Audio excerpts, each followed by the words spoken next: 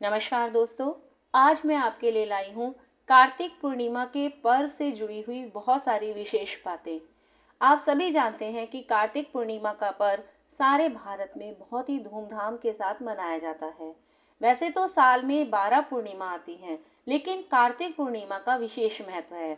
इस दिन गंगा सहित अन्य पवित्र नदियों में स्नान करने के बाद दीप दान और अन्न और वस्त्र का दान करने से पुण्य अन्य दिनों की अपेक्षा बहुत ज्यादा माना जाता है।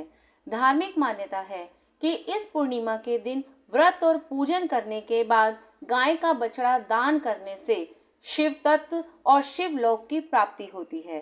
कार्तिक पूर्णिमा का महत्व जितना ही शैव मत में है, उतना ही वैष्णव में भी है।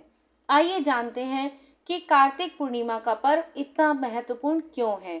अगर आप भी ये सभी जानकारी लेना चाहते हैं तो प्लीज़ आप हमारे वीडियो को लास्ट तक ज़रूर सुने, और अगर आपको हमारा वीडियो पसंद आए तो प्लीज़ आप हमारे इस वीडियो को लाइक और शेयर ज़रूर करें, और हमसे जुड़े रहने के लिए हमारे इस चैनल को सब्सक्राइब भी ज़रूर करें।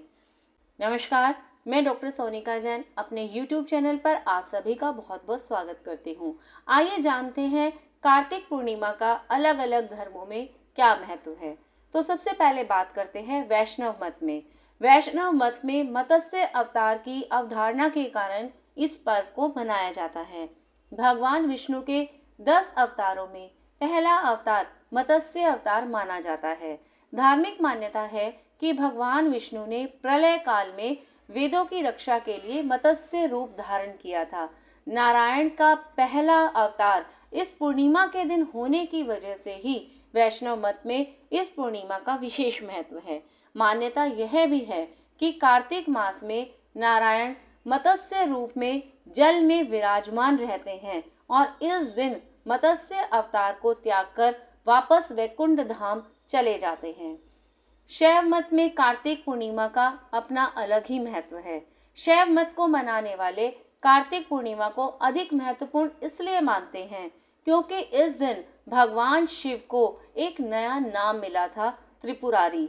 दरअसल कार्तिक पूर्णिमा के दिन ही भगवान शिव ने एक अनोखे रथ पर सवार होकर अजय असुर त्रिपुरासुर का वध किया था। इस असुर के मारे जाने से तीनों लोकों में धर्म को फिर से स्थापित किया जा सका, इसीलिए इसे त्रिपुरारी पूर्णिमा भी कहा जाता है और इस दिन देव दिवाली भी मनाई जाती है।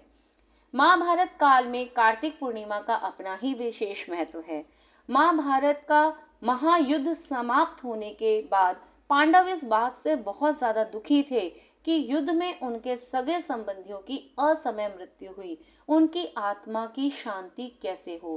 पांडवों की चिंता को देखते हुए भगवान श्री कृष्ण ने पांडवों को पितरों की तृप्ति के उपाय बताए। इस उपाय में कार्तिक शुक्ल अष्टमी से लेकर कार्तिक पूर्णिमा तक की विधि शामिल थी। कार्तिक पूर्णिमा को पांडवों ने पितरों की आत्मा की तृप्ति के लिए गढ़मुक्तेश्वर में तर्पण और दीप दान किया। इस समय से ही यह गढ़मुक्तेश्वर में गंगा स्नान और पूजा की परंपरा चली आ रही है।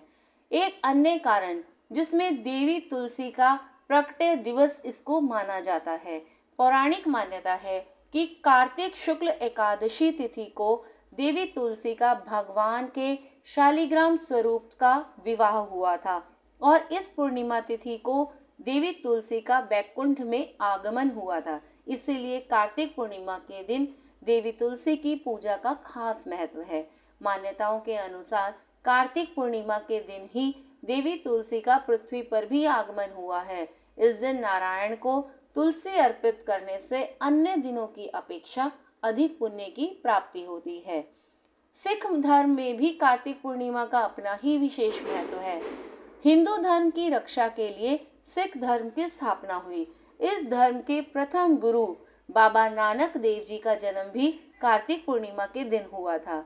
इस दिन को सिख धर्म में प्रकाश उत्सव के रूप में मनाया जाता है।